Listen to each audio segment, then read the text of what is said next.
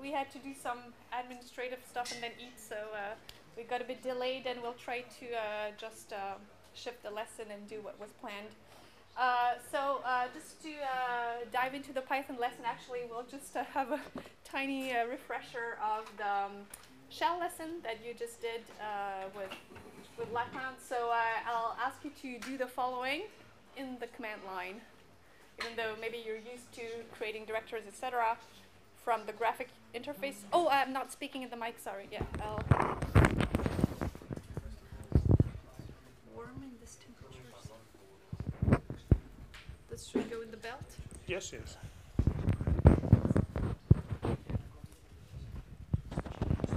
This, here. Does it work? Okay, so please put a green sticky up when you're done with that.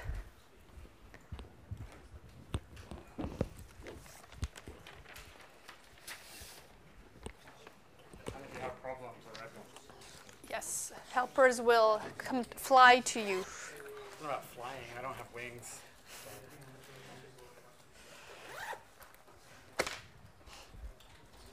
Yeah, hopefully. Yes?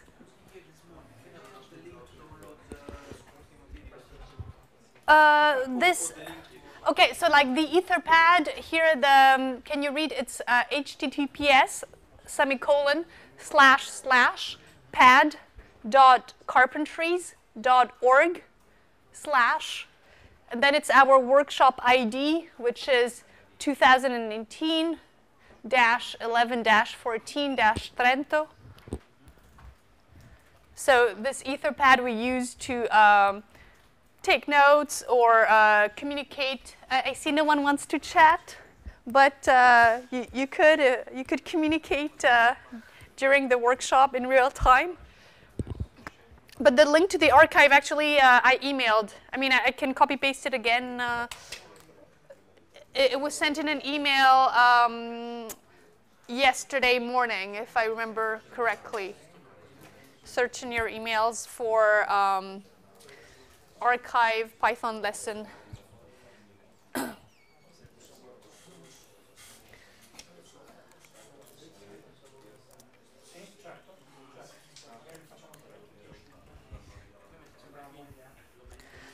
Okay, I'm waiting for the green stickies to be up to get started, to dive into actual Python.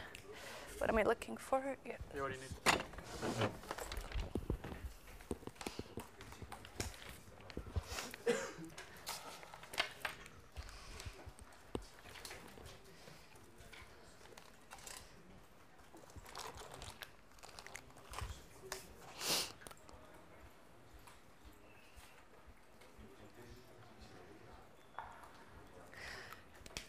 Mirko, can you say again what the remote people see? Do they see the screen directly and they just hear the audio? Yes. Okay, good. Well, hello. Even if I don't see you, I'm thinking of you.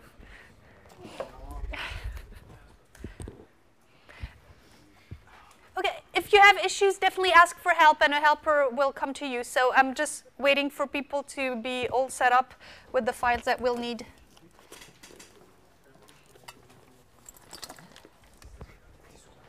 I sent them around the room. I don't know where they got stuck. So someone has to staff. Just don't be shy if you have any problems. Yeah.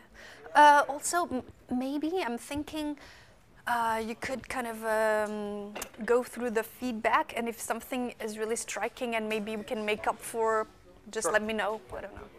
First, I got to figure out my Wi-Fi on my phone. Sure. Oh, yeah. Doesn't agree with the authentication or something. Oh, you're at your own credentials? Like it works here, it works here, and it works here. It doesn't work here. That's so weird. Provate a guardare sulla mail che vi è stata mandata. La gente non ha il link per Non sanno dove trovare la cartella. il punto zip? Sì. Ok, ma l'abbiamo mandato in anticipo, sì, quindi posso cercarlo io.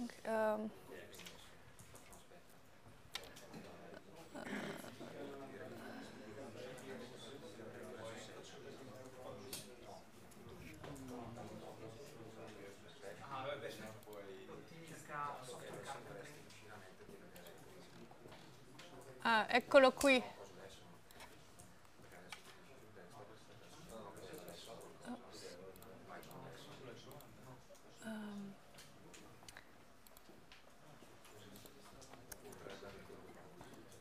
Qui. Ok, adesso andate sul letterpad.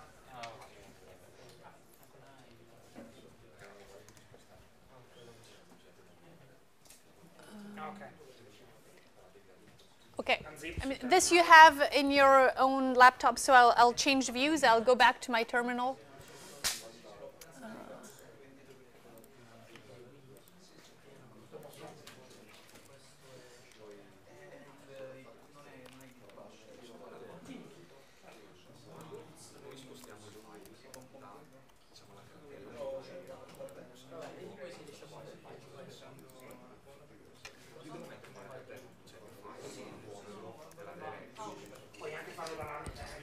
Si legge bene? Yeah, sorry.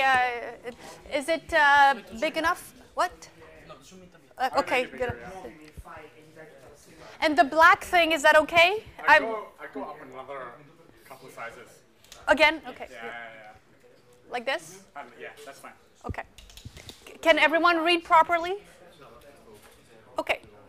Okay, it seems that most people are up and running with respect to the files, the data files and code files that we will use.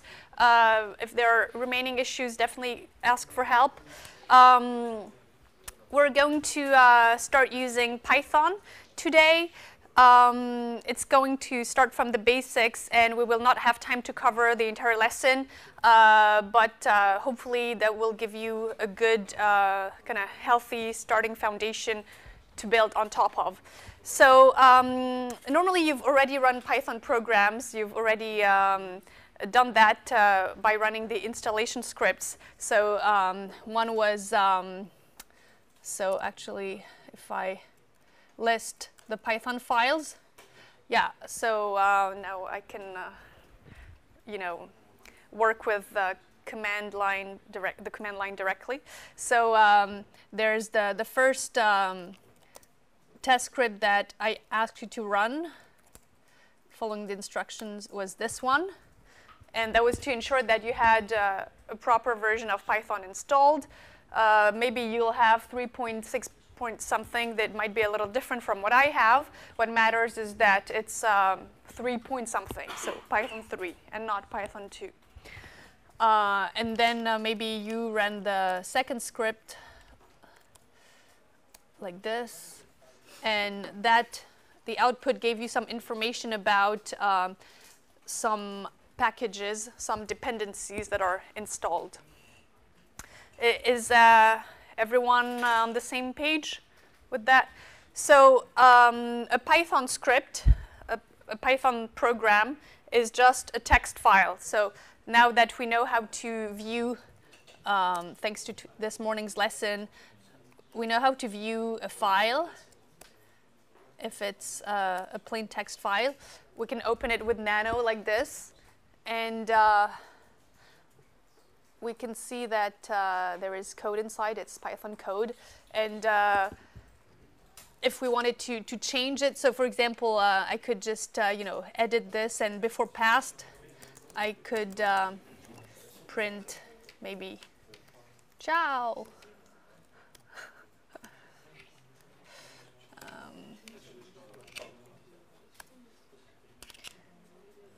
And then if I rerun this, now, I have changed my Python program. So I'm anticipating a bit, but it's just like to give you just to dive into the matter.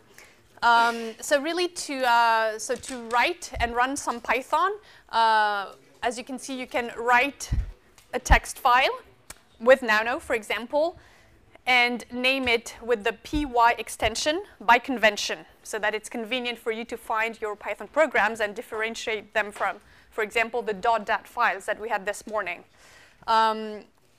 You can also launch the so-called Python interpreter. And up here, so actually let me go back up in my screen. If you type Python, You can use it as a calculator. You can go like 1 plus 3. You can go like 5 times 3 and exit this way. But you know, this if you wanted to save that code, reuse it later, etc., that's not super handy. So on top of the Python interpreter, some great people built IPython, which stands for Interactive Python. And this is like slightly friendlier because you have some colors. As you can see, you can say print hello. And again, exit by calling a function called exit. And again, on top of IPython, some even more amazing people who are pretty much the same people built Jupyter. And we're actually going to use the Jupyter notebook to edit and run Python because it's very popular in the scientific community, because it's very convenient and it's a friendly interface. It's convenient to teach, but then probably it's going to be convenient for your data analysis workflows as well. So it's a tool that's very relevant and interesting to be exposed to. So actually, let me move to the right directory. So we said that we were somewhere on the desktop Python lesson. And here we have unzipped the archive, so it has created this folder with a very long name. And from here, we're going to launch the Jupyter Notebook by typing the command Jupyter Notebook. And this will open a new tab or a new window in your web browser. So if someone is not getting this, please put a red sticky up so someone will come and troubleshoot you. And from there, you see that you have your you have the directories contained in this directory with a very long name. Well, the one that I said we should that we got from the unzipping. So Python novice gapminder files master. I mean, it's partly automatically generated, that's why, but yeah. And from here, so we have a web interface, which is quite nice, right? Because usually people have web browsers installed on their own laptops. But right now, you know, you're not connected to the internet or anything. By running Jupyter Notebook, we have started a Jupyter Notebook server. So that server is going to take care of doing computations, of doing the work. And through the web browser, we're going to get the rendering. And they're going to talk to each other, the web browser and the Jupyter Notebook server. So let's create a notebook. We're going to go here under New and select Python 3. Yeah, there could be more options if you were running other languages or Python 2, etc. Right now, we're only talking about Python 3. So if you cannot start a Jupyter Notebook, please ask for help. Otherwise, I'll get going. I will go back to my previous tab and note that now I have a new file called untitled.ipynb. So I was telling you that Python programs are plain text files that by convention end with .py. Here, notebooks are a bit different. They end with ipynb, and they're actually, the source is in JSON format. We can actually happily inspect this. So if I open a new tab in my terminal, and I check for the contents of my directory with a very long name, if I display what this notebook is made out of, I see that, I don't know if you've seen this syntax before. It's typical of metadata, but it's like it's a dictionary type of thing where I can be like, okay, I have the cells field, the metadata field, the NB format. So maybe for people who do library stuff, you know, it's reminiscent of XML or metadata stuff. But anyway, we won't have to deal with this directly, so we won't go into Nano and edit this. We'll just use the web interface, which is a lot friendlier. And actually, we'll rename this notebook into something a little more explicit, lesson. Yes? Okay. Yeah. So, yeah, I mean, I will not code anything. I mean, I was like kind of describing the Jupyter environment, etc., without moving forward with the content too much. So here you can see that my file was renamed. Can also go back and forth with my usual terminal and display what I have. Personally, I always run ls with those options.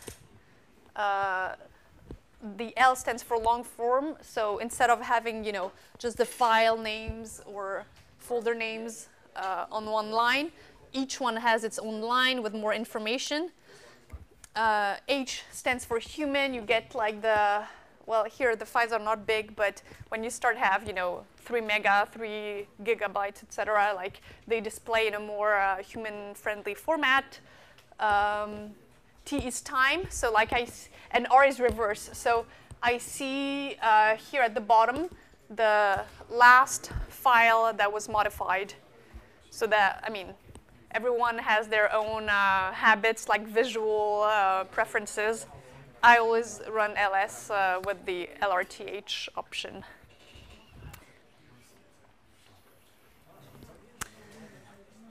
Yeah, and so, okay, I'll add things that will not prevent anyone from following. It's like all optional.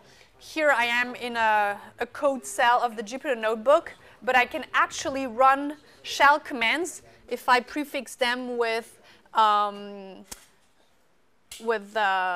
exclamation mark. So, oh, actually, can it read itself like this? Yeah, it's it's a bit convoluted. I don't want to, but no. Let's maybe give this path from before. Come on. Downloads. Can you run bash commands on your Jupyter Notebook? Yeah. Try something like ls. ls. If it works.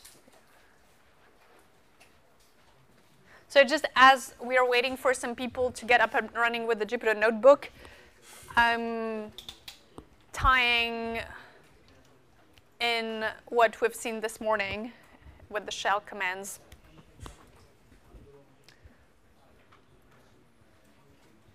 And it also gives you a hint that the Jupyter Notebook is a very powerful environment to work in. You can do lots of things from this web interface.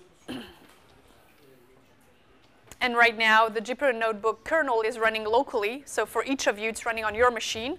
But conceptually, you can already imagine that if you had that kernel running somewhere else, maybe on a supercluster or something, and maybe like different people could, you know, connect to it via a web interface, you can imagine the interest of those approaches. So, yeah, I'll rely on my helpers. Can you repeat, please, how do you launch the command after typing in Jupyter Notebook? Okay, so on the from my terminal, from the shell.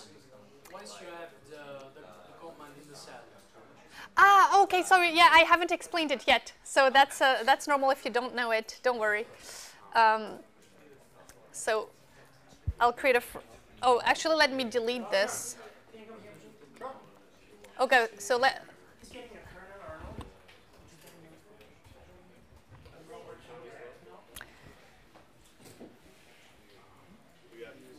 So can I start with the actual workings of the notebook?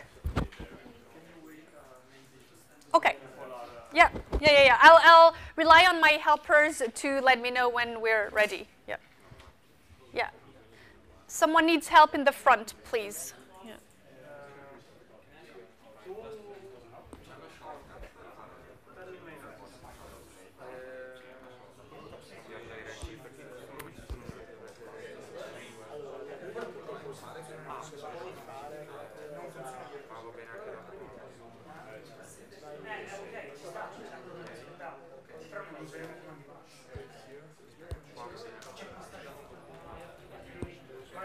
Yes. All of them, all of the Windows users started Jupyter from the Anaconda. Yes. They don't have the bash command. Ah, okay. Yeah. No. Yeah. I mean, the thing is that it's not the content of the lesson anyway. I was doing it for wait, but okay, very good. Yeah.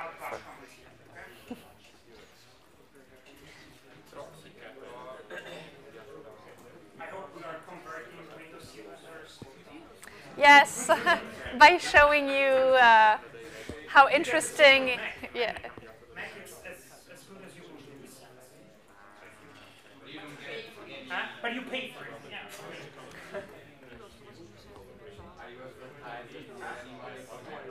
No. Just if you want to get a nice computer and also have the advantages of Windows, you might consider Mac.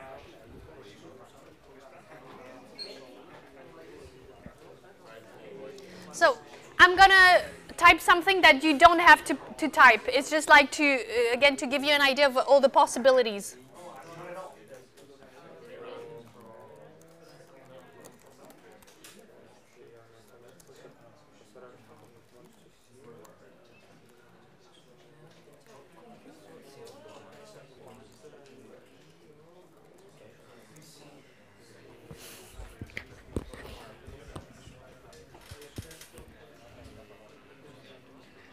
So right now, we're not actually editing and running Python code as promised and as we're supposed to do in this lesson, but just to give you a sense of every one of the many things you can do in the Jupyter Notebook, you can display images.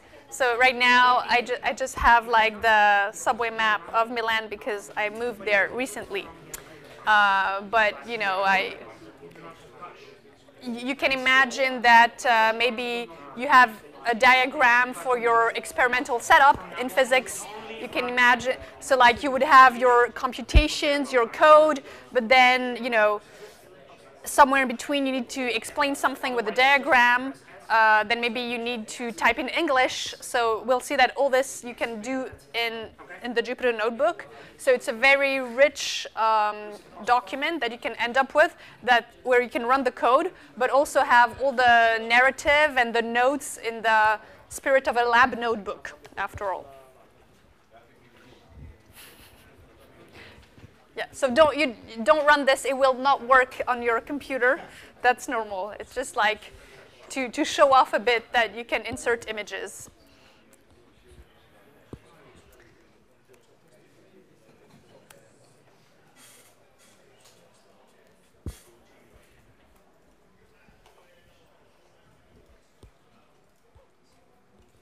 Does anybody else have issues with the setup?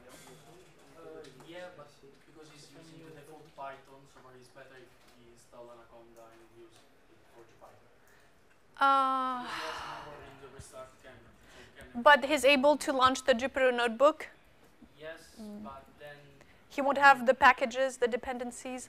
Well, we're going to do a bunch of things without any scientific packages to begin with. Maybe. Since he already has the installer. Okay. What's convenient with Anaconda is that you get NumPy, Pandas, Matplotlib, so all the scientific packages that typically you guys would use, I could assume. But Python is a big, big world, and the scientific Python community is only a subset of it. Although I think it's a very active one and a very interesting community to follow and to be a part of. It's actually sometimes influencing also the more general Python community. So the Jupyter Notebook comes from the scientific side of things. For example, web programmers or people who do other things in Python don't necessarily need the notebook, or they just live in their own subworld of Python.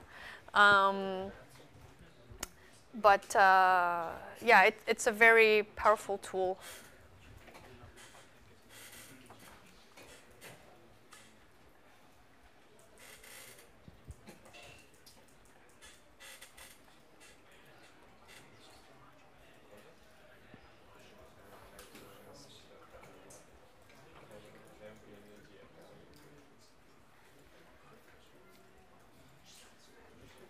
Can you run code? Can we run code? Okay. So it's important to know that in the notebook you have two modes. Either you are in edit mode, like right now I can type something, in the cell and run it. So go ahead, you run it by pressing Shift Enter, and then you end up in the next cell. And we know that we're in edit mode, so where we typically write code in a cell, because the little frame around the cell is green. Now if I press escape, and please do it as well on your end, this border becomes gray. So it's a different mode where instead of typing code, we're going to be running commands. So for example, I may want to add a cell above. For this, I press A. That creates a cell above. I may want to add a cell below. I press B. So all this, I'm like in the command mode. I can kind of manage my environment like this. And once I'm ready to type in some code, I want to go back into edit mode, for which I press Enter. And here I can write my Python code, print hello. And again, I run it by using Shift Enter. So this will not work for the Windows users, but for the last time I'm running a shell command. I hadn't planned for it. Code.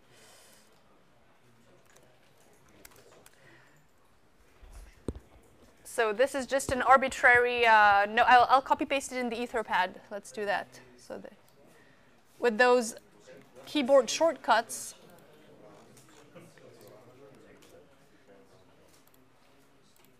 but really, all you need to remember is escape H, because when you press escape, so to ensure you're in command mode, and H, you get the help. So here you have this documentation about, how to insert a cell above, insert a cell below, cut the selected cell, etc. So again, you don't really need to take notes for this or to remember it, to memorize it. It's available. It's just a matter of knowing how to get the information. So let me close this for now. And you see that, this interface is quite intuitive. It looks like, even if you've never used the Jupyter Notebook, you've already seen a file menu, an edit menu. It's all quite familiar. And from there or these buttons, you can also, so for example, here, insert a cell below. I can do it graphically like this, clicking this button, or pressing B when I'm in command mode. Yeah, so actually, let's go ahead and I'll give you an exercise. So let me introduce notebook. So let me redo this because some magic happened here. So please type this along yourself. So for the people who are not Windows users, we were able to run a shell command by using an exclamation mark before the command. Now we're using the % sign to call a so-called magic command. So though this is not Python code, it's specific to IPython. So IPython, this layer above that's built, and that's giving you kind of convenient features, but it's not like Python code itself. It's not the computations that you're doing. It's like how you're managing this. So for example, you want to write your code to a file. You want to read code from a file. So it's like at the meta level, if you like. It's all about like adding those cells, removing them, but it's not running actual Python. So it's called the magic command, load, and what we're going to do is basically bring the content of this Python file, which is found in the code subdirectory. Oh yeah, sorry. Excuse me, you don't have this one. It's absolutely normal. So for this one, I'll just display it like this. You'll have the next ones, though. So this one I added myself recently. So, but I mean, if you run it and you see an error, maybe you get exposed to it and you learn how things work. So oh yeah, so I need to introduce Markdown. So not only can we create cells above, below, etc., but we can change their modes. So far, I've seen you how to run very simple Python code, like 2 times 3. So here, I pressed Control Enter instead of when I press Shift Enter, then I automatically go to the next cell. Whereas when I press Control Enter, it also executes the Python content, but I stay on the same cell. Here you can see that the type of this cell is code. It's Python code in this case. But it could also be Markdown, which means it's like text that does not get executed. So when you can think about Markdown as very simple HTML.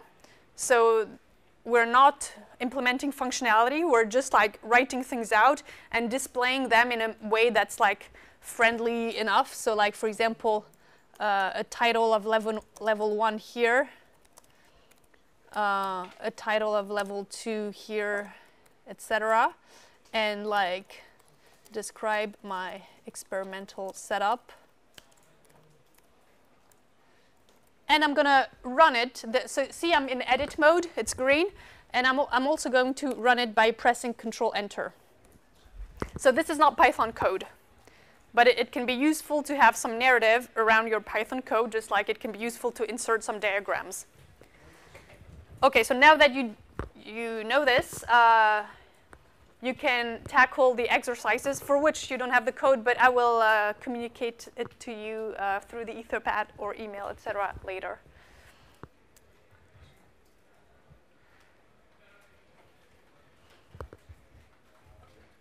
So I've shown you how to switch mode from like the interface here.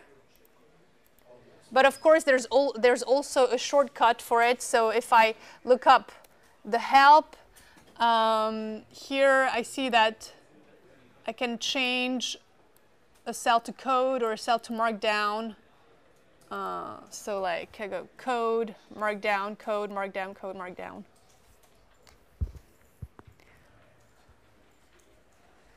So please put a green sticky up when you're clear with this exercise.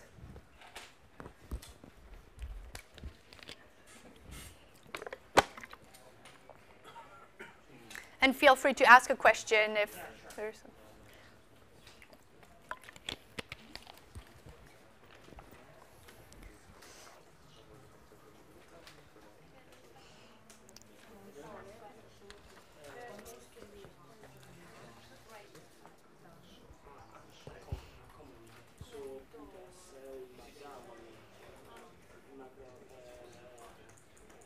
So far, we're not really doing the programming. We're doing the Jupyter-specific things, but I think it's worth it because if you've never seen it, maybe from today, you'll start using the Jupyter Notebook every single day of your working life. So it's worth spending some setup time with it.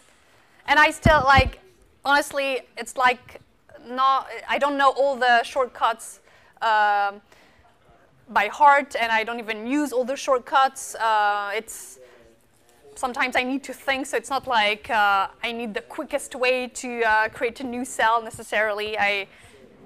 I can do it via the interface. I can take some time to look up the documentation.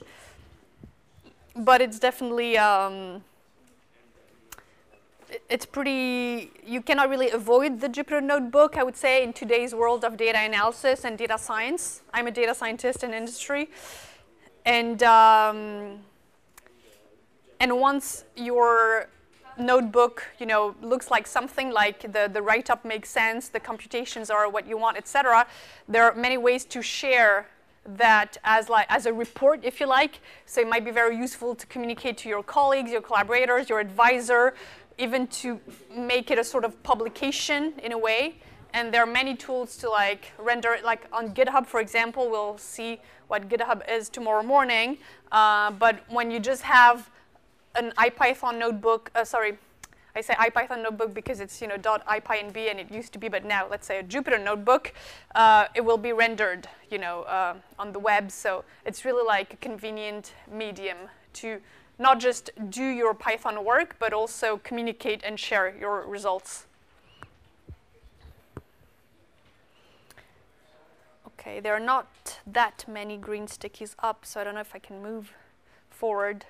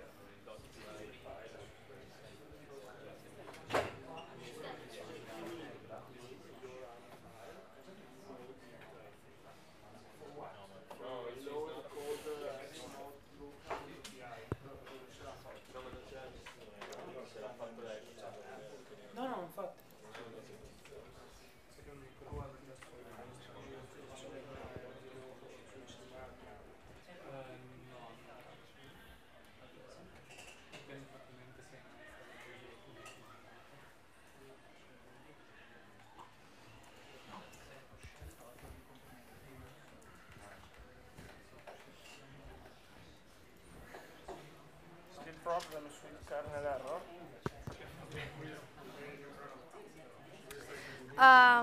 But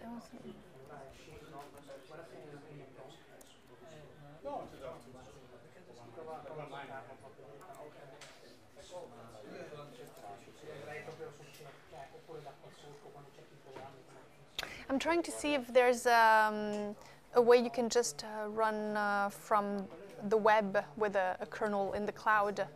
So for people who don't have with MindBinder, it's possible, You mean if you away? Because he cannot run it locally. Oh, okay, okay. Okay. I mean, it's good to know that you can. Che magari a Windows o che ha error avesse direttamente online. Sì, ma c'è con MindBinder, quindi hai l'interfaccia web. Sì, e hai l'interprete già lì, cioè online. Sì, è un install nel cloud, sì. Può essere utile, però serve anche un buon wifi. Un plan B. Sì, ecco, sì.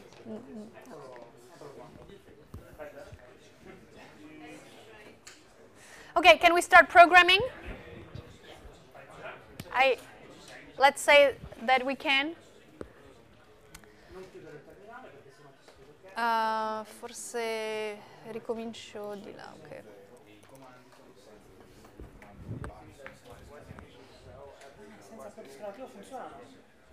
So, to do anything useful, you probably want to store some data in your programs. Like Python needs to know in memory that this is that, and I can make an operation on this number or this value. So the way you do it in Python is you give a name to a value, and this is done through the assignment, where the assignment operator is the equal sign. So now the value 42 we will be able to reuse because it has a name, and the name is age. So if I print age, it's available, it's there. and I can multiply it by 2. Since I had to scroll up to make sure everyone can see the screen, etc., this is a good opportunity to introduce the execution order. So here, age is available because I have executed the cell before the one above. So you have the execution order here. So every code cell is numbered this way. So you can see that this was the 13th code cell we executed, and this one the 16th. So there's no problem. But typically, and typically when you're exploring data, maybe you're moving around, you're creating a new cell, you don't remember yourself which value was given a name and which one wasn't already. So a good practice is when you're somewhere, you think you've achieved some milestone maybe, what you would do is restart and clear out the output, or restart and run all. So the kernel is what's running behind and doing the computation. So you want to restart it to clear everything. So this data will be lost. You don't have it anymore. Let's clear the output. But now if you try running it, you will run into an error, name error, because age has not been defined yet, right? So before you maybe share your notebook with your advisor, you want to go through this cleanup step and make sure everything runs as expected. Also because typically values get updated, so it actually matters to know, have I multiplied by 2 or not? In physics, we always have a problem of a factor of 2. Oh, did I include it already or not? So it matters. So 42 is a number. You could also, so let's define it here. And you can see that now this would run. I could have a value that's a character string. Let's call it first name. The variable is first name and the value is Ahmed. So you denote a character string by using those quotation marks. You can use simple quotes or double quotes. Right now we don't need double quotes, so I'll just stick with simple quotes. And you can call, this shortcut I didn't know actually. I didn't mean to do this. And you can combine. You can now make use of these variables. Print, so first name is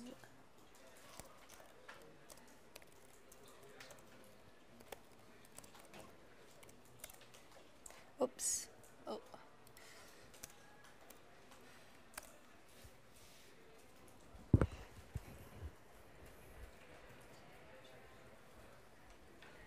And now if you update the age,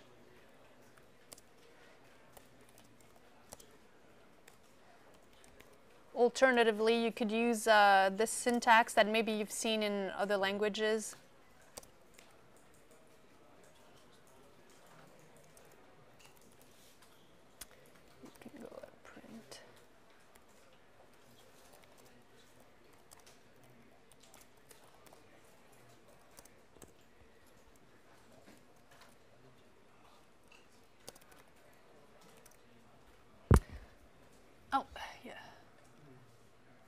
So here I'm anticipating a bit on functions. Print is a function, so functions typically have a verb name. So because you do something, so you summarize or you print, and you have the syntax of parentheses, and inside the values that you pass are called arguments. So print can take either 0 argument, actually. So if you just print nothing, it will print a blank line. You cannot see it very well here, so let's actually go print A, then print B. So print A, blank line, and B. Or you can give it only 1 argument, or 2 or 3, and you separate them with commas, and that automatically places a space in between. One thing that's interesting about character strings is that there are sequential things. Now I'm going to say things a lot too. Stuff. Yes. Wait. This. So for first name being a character string, you can just access one element of it. And the first one, the indexing starts at 0. So the first element would be the one of index 0, like this. And you can take a slice, so a subset of the string, by using the semicolon syntax. So first name from 0 to 3. So capital A is like the element of index 0. H is the element of index 1, and M is the element of index 2. So we see that from 0 to 3, the first index is inclusive, and the second index, the end index, is exclusive. It's not inclusive. And by doing the subtraction, so in this case 3 minus 0, you get the length of your character string. The length you can get with the len function. So len, so parenthesis for a function, and you can go like the length of the full first name is 5.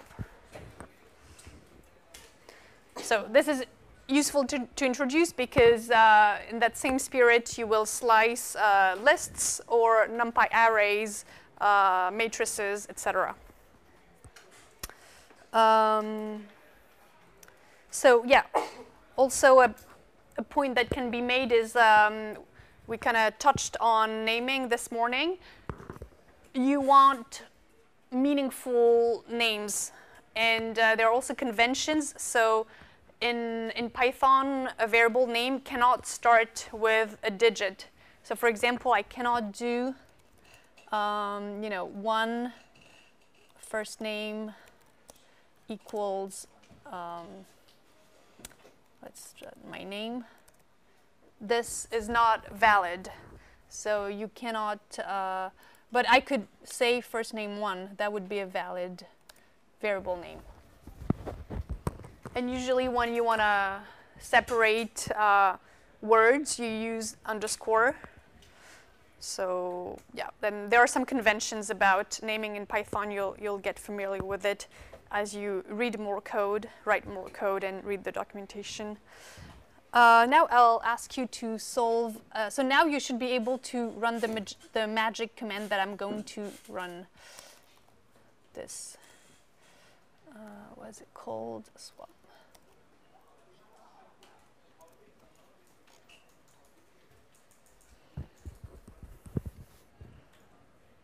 So this should work now on your end, and please do this exercise. So yeah, maybe you didn't see how I did it because it renders immediately. So what I typed in was this, and then I executed the cell.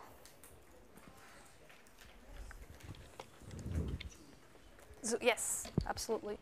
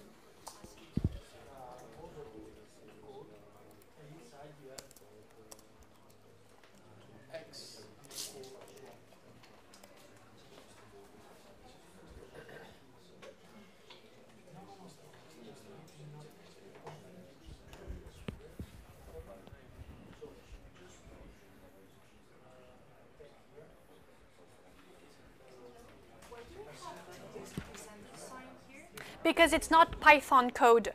So when you write things here in a, so let me create a new cell.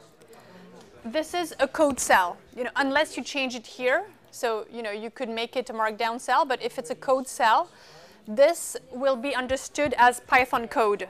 So the kernel behind is expecting to read and understand Python code. So what you write has to be understandable by Python, like this. That's proper Python code. But for example, if if I just write something that I think makes sense, and I try running it, actually no, that's not Python code, so it doesn't work. And if I write just load, maybe, yeah, it suspects that. So load is not Python code. It's an IPython command. So it's not about actually running Python code. It's about doing something for the in the environment. So if I use percentage, I use IPython. Exactly. Yes. Yeah. Absolutely. And it's called IPython magic command.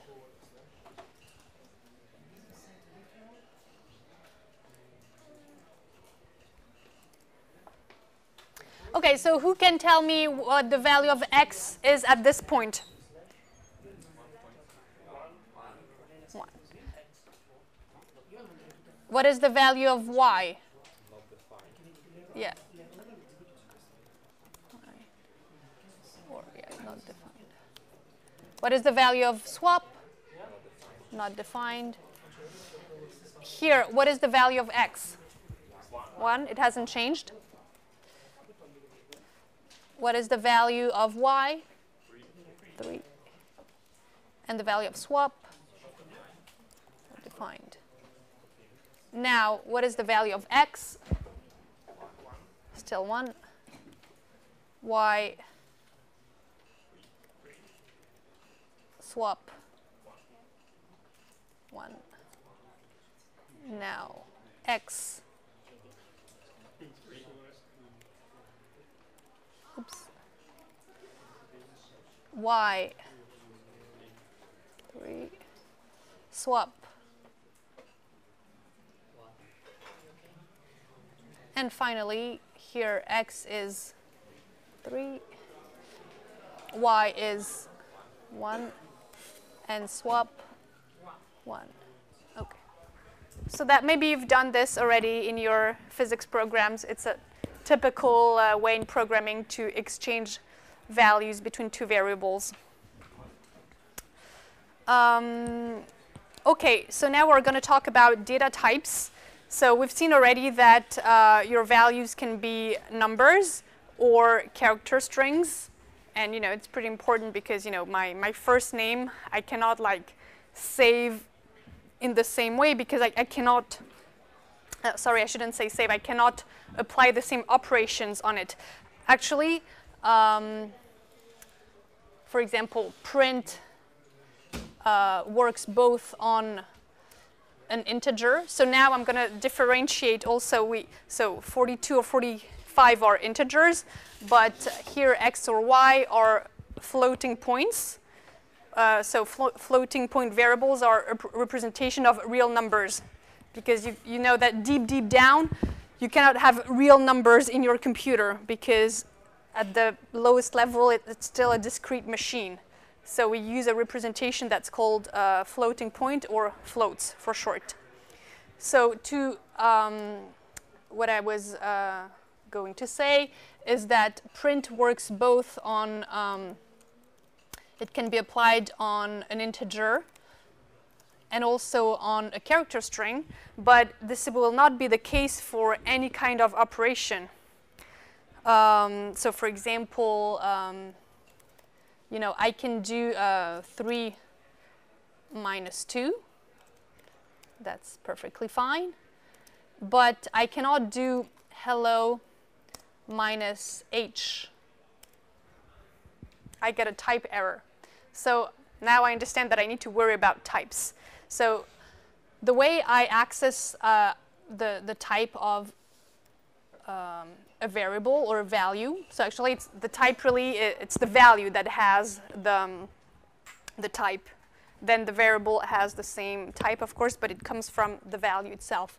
So the type of 42, as expected, is integers, which is called int in Python, whereas the type of 3.0 is that of a float. And the type of, so now instead of typing Ahmed, I'm going to use the variable, its name, first name. It's a string. So the type of a value will control what operations you can perform on it. So funnily, as much as you cannot do a subtraction between two character strings, you can actually do an addition. It's just that it's not like the arithmetic addition, but you can do hello plus h. And what you get is string concatenation. So all that means is that, for example, in this case, 1 plus 2, that's like the plus represents arithmetic addition, like in math, like you're used to ever since you were 5 years old. But in the, oh, sorry, those cells got merged. It's a bit weird. But in the case of hello as a character string plus h, the plus doesn't represent arithmetic addition. It represents string concatenation, which is the same idea of the cat and the redirections into files that we were doing this morning in the shell. Yeah, I'm wondering if the fact that I'm creating cells everywhere in the middle, etc., is confusing for people, because like with your own setup, of course, I think that you just go one cell after another in a linear way, and that's what you should do. For displaying purposes, I'm kind of like going back up and down. So you know what? I'm just gonna start from. I'm gonna kill this notebook and start a new one, or just ignore it and start from scratch. So this I'm gonna call it part 2.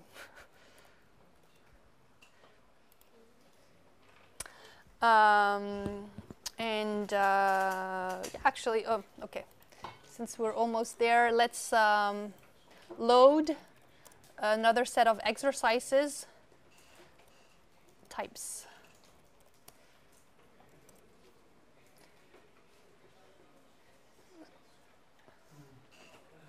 Okay, I'm going to split it so that it looks better.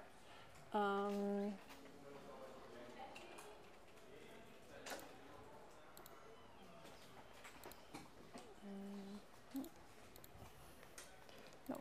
this one should be down.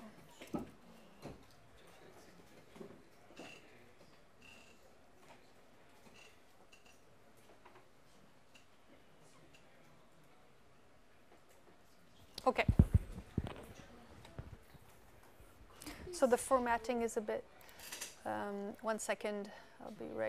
I'll be right with you.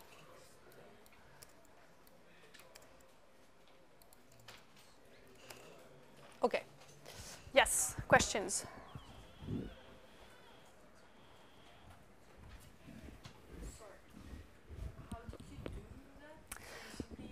Yeah, so the thing is, once you don't have to do it because this is just for displaying purposes, but still it might be interesting or you might be curious to know. So once I loaded, I loaded this code, this Python program. And there, so by default, it's a code cell, right? But I was like, the top of my exercises look more like text. So I actually want to take just the top up to here, so make it its own cell. So I went like edit, split cell. And here I turned it into a markdown cell. Sorry, I click here and I turn it in a markdown cell, and then I made some edits by hand.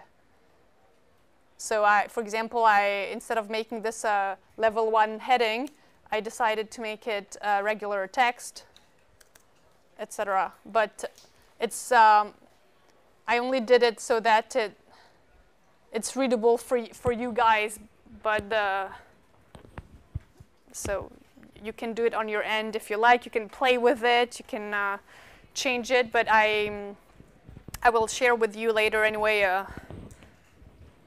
version that's like clean enough. And anyway, it's just like to practice, so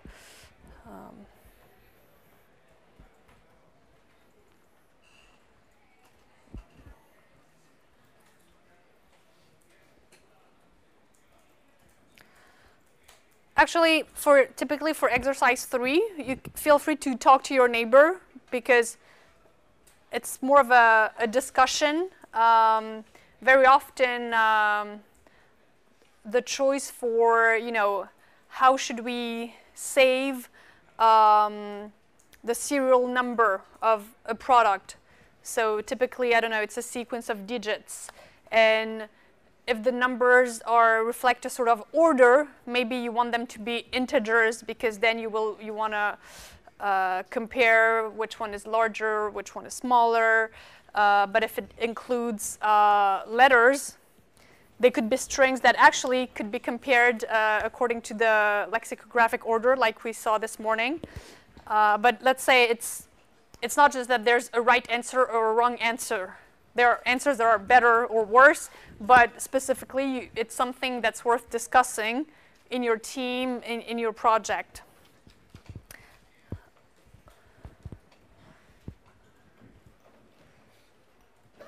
So I'll let you think about this. What I just expressed about ordering is that, so of course, we can perform comparison between numbers like we would expect. So we get true, which is a Boolean. Actually, yeah, if we're curious, what is the type of this?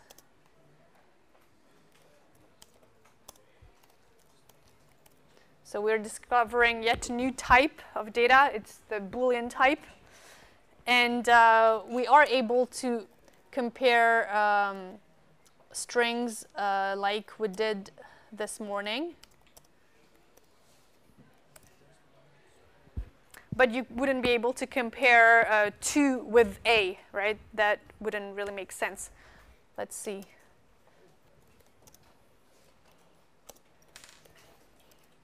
So you get a type error. So again, the type controls the operations that you can do on your values. Then another thing that's worth noting is that, so we've seen the print function, the len function to get the length. We've seen the type function now. So min, max are very common functions also that you may want to use. So the max of, between 2 and 3 is 3. Between B and A is B. But it would also work, as I said, like a character string is a sequential type of thing. So it works inside of it. So for string BA, you get like the max in the lexicographic order type of meaning this way. So if these 3 exercises prompt a very burning, urgent question in you, please call a helper or let me know. Otherwise, let's move to the other exercises. Split cell. And then I promise that I'll start in a new notebook, so you will be less confused with the cells up and down and above and below. But I don't know, I guess in a way, it also gives you some practice realizing, what did I run, what happened. So just ask for help if you're lost.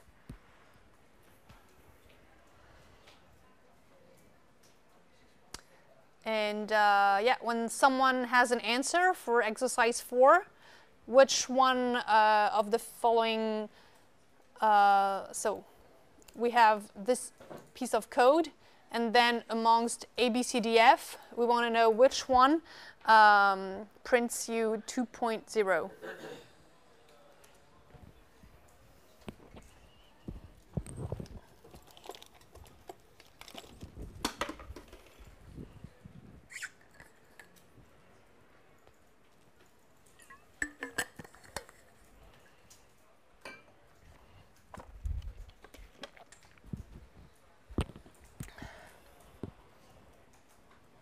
Try before guessing. Guess it before trying. Yeah, that's the point. But try afterwards to check. Yeah. Yeah, the point is the reasoning, indeed. Yeah. But at the same time, I think that, so I'm a physicist by training, like many of you in the room, and we really want to understand things, and it's great. But the nice thing about programming is that sometimes, you can just start playing with it, and from the other end of things, maybe it doesn't mean that at the end of the day you won't do the effort of understanding it from the bottom up, but it gives you a starting point that sometimes is very, very nice to have. The fact that, it's just something runs, or if it doesn't, there's an error, and you can search for that error, etc.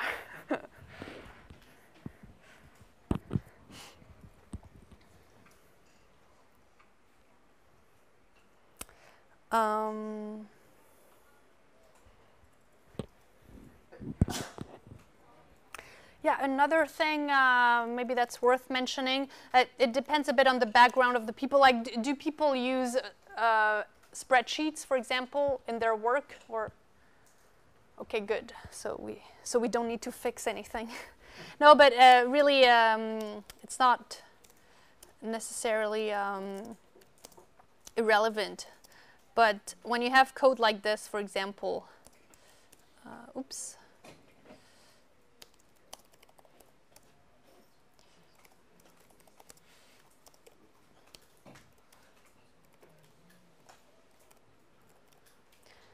So first I assign the value 1 to the variable first, then I define the variable second by 5 times first, so it's going to be equal to 5, right?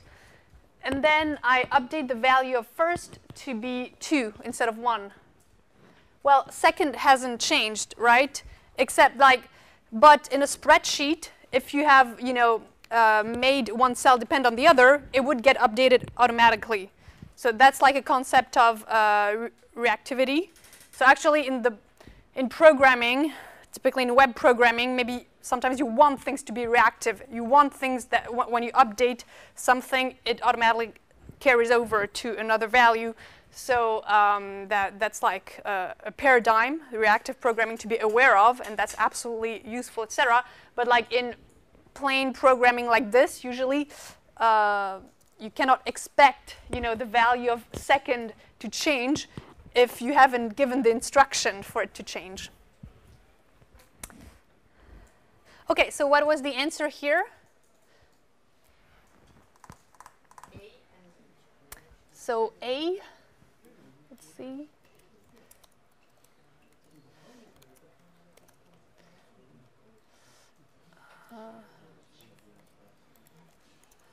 And the other one?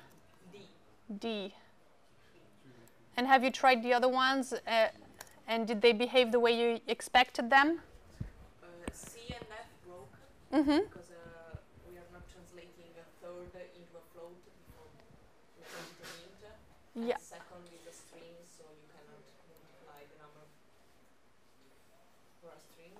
Yeah, second is a string, exactly, so you cannot perform the multiplication. And C, sorry, I'm behind you. You said that... And C is third. If you translate third into a float, it works, but yeah. you can't translate third into an int. Yeah, it would take 2 steps. So what would you do? Int and float third. Yeah. Like this, yeah. Yeah, or composing, or yeah, or chaining, or yeah, well,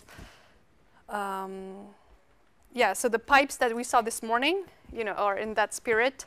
With pandas data frames, hopefully we get there. We'll see that we change things by using the dot notation. But the dot notation is a more general thing in programming that typically means is a part of. So we'll see this very shortly, hopefully. Okay. Shall we move forward? When do we do coffee break, since the whole schedule got messed up? 1 hour and a half after start, I guess. 15 minutes? Yeah. Okay, perfect. Yeah. All right. So now let's. Okay, I will save this notebook.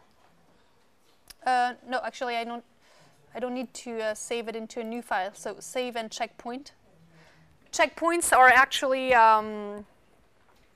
Because even if you don't explicitly save your notebook, the server behind saves on a regular basis.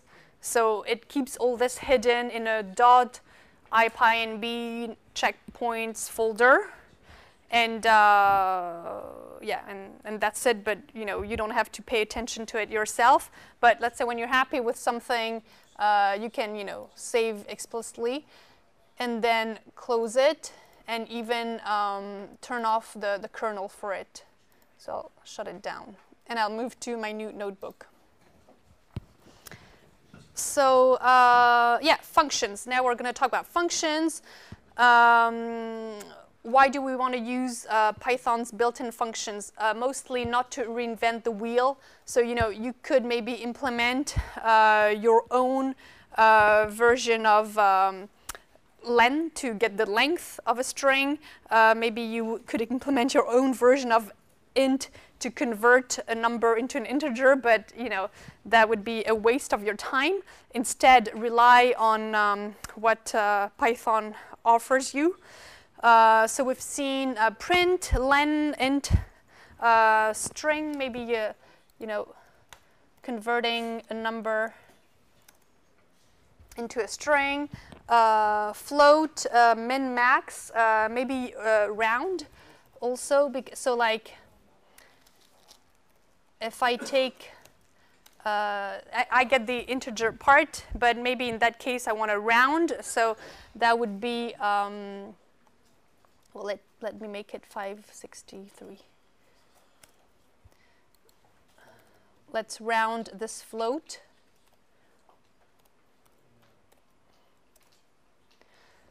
And maybe you actually don't want to round it to the closest integer, but to the first decimal place.